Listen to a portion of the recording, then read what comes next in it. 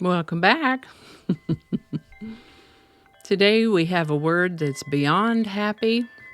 We'll look at the phone book, the sewing machine, a song and a quote. So grab your favorite cuppa and let's check it out.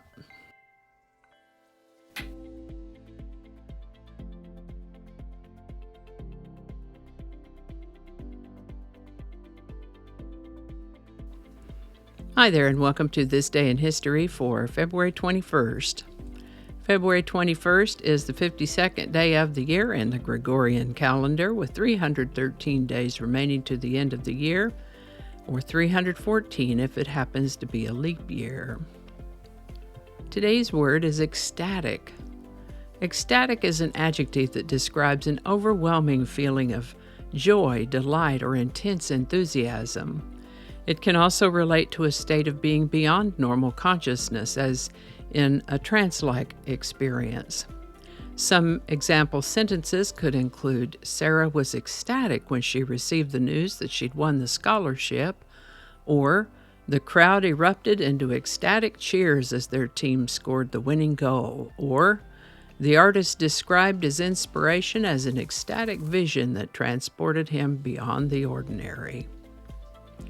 The word ecstatic comes to us through French, Latin before that, originally from Greek. First known use in the English language is around the 1590s, primarily as it related to religious or mystical states of spiritual rapture, and over time its meaning broadened to include extreme happiness and excitement. Ecstatic. And with that, the first telephone directory was issued in New Haven, Connecticut on February 21st, 1878. We always called them phone books growing up. You had your white pages with the residential numbers and then the yellow pages which contained the business listings. Most families kept their book near the telephone, one per household. That telephone was wired to the wall. If the phone wasn't mounted on the wall, it was still wired to the wall. Nowadays, we call such a phone a landline, and fewer folks have landlines these days. I want to talk a minute about the sewing machine. The sewing machine was a game changer of the Industrial Revolution, revolutionizing fabric stitching and making the textile industry much more efficient. Before the sewing machine, sewing was done entirely by hand. A slow and laborious process which resulted in a somewhat fragile end product. The first recorded attempt at mechanizing sewing came in 1790 when Englishman Thomas Saint designed a machine for working with leather and canvas. However, there's no clear evidence that a working model was ever built. Fast forward to 1829 when a French tailor created a machine that used a single thread and a hooked needle to produce a chain stitch. His invention was primarily used for making uniforms, but it faced fierce resistance. Traditional craftsmen, fearing their jobs were at risk, destroyed his workshop and halted his progress. Major breakthroughs came in 1846 with American inventor Elias Howe. He patented a machine that introduced the lock stitch mechanism using two threads and a shuttle, a design that would become the foundation for modern sewing machines. Around the same time, Isaac Singer built upon Howe's work, improving the machine's usability. This sparked a heated legal battle over patent rights, which eventually led to the formation of a group, allowing for standardized production and further innovation. Before Howe's lock-stitch design, though, there was another notable figure, John Greenough, and it was on February 21st, 1842, that Mr. Greenough secured one of the earliest patents for a sewing machine. While it was a step toward mechanized sewing, his design would require some tweaking in order to be very useful, and it didn't gain widespread use or commercial success. So Greenough's contribution to sewing machine technology is often overshadowed, as his machine lacked refinements that later designs would bring.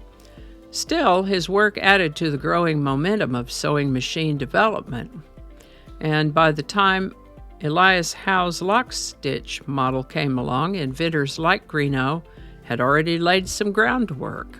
It was Howe's innovation, though, and Singer's improvements that ultimately led to the mass adoption of the sewing machine, transforming the textile industry forever. Now, for some reason, I thought of the song Coconut for today's episode, Coconut by Harry Nilsson. I know we've talked about Harry Nilsson a time or two or three before, and I thought maybe I'd talked about this particular song before, but I couldn't find it, so maybe we talked about it in the comments section of another video. But today's song is Coconut by Harry Nilsson. It's a novelty song written by Harry Nilsson and was the third single released from his 1971 album, Nilsson Schmilsson. Coconut tells a pretty amusing story about putting the lime in the coconut and some other things that happened around it. I remember back in the 60s there used to be something of a meme around the concept of a doctor saying, "Take 2 aspirin and call me in the morning." On those very rare occasions that I wake up with a headache, I remember that meme and I say to myself as I'm taking the 2 aspirin, take 2 aspirin and call me in the morning. In the case of this song, it was "De lime in de coconut." Coconut made it into the top 10 in the U.S. and in Canada, the top 100 in the U.K. Pretty cute song. I do wonder what made him think of it. It's been covered by other artists and enjoys some attention in popular culture, from the Muppets to a Quentin Tarantino film and an episode of House. Coconut by Nilsson. Link in the description. Well, wasn't that fun? As I speak to you on Friday morning, I'll tell you that yesterday the sun came out and warmed up a bit here in North Texas. It was pretty nice by the middle of the afternoon, and by golly, we got above freezing. Today, Ripley and I are going to go to the post office, check the mailbox, and then we're going to go over to the pet store and get some of those little dog treats that she likes. I've tried ordering them online a few times, and I haven't quite figured out exactly which one gets the one we want. This one is too big, and this one is too small. This one is just right. So we're going to go see which one this is and get some. Alrighty, well, speaking of the post office, I've received bits of mail now and then, and when you send me mail, if you'll let me know whether it's okay to read what you've written online, I'll be happy to do that. I always enjoy the pieces you send me. I've gotten some of the sweetest notes before from viewers, and I would love to share them with the wider world, but only if I have permission to do so. So, as I wrap it up today, let me leave you with a quote by Albert Einstein, who said, "I have no special talents. I'm only passionately curious." I can relate. How about you? Alrighty. Y'all be good to each other. I'll see you next time. And I think that's going to do it for us today. Thank you so much for watching. Consider subscribing if you haven't already. Feel free to share this video with a link in your email, messaging, or social media. If you enjoy this series, you can check out the playlist that contains these videos. I'll put a link to that in the description. That playlist lives on YouTube, so for other platforms, I'll include a link to my blog page. It's called No Really. You can also find me on Rumble, BitChute, and Odyssey. All those links in that description. Alrighty, that's all I can think of right now. Thanks again, and I'll see you next time.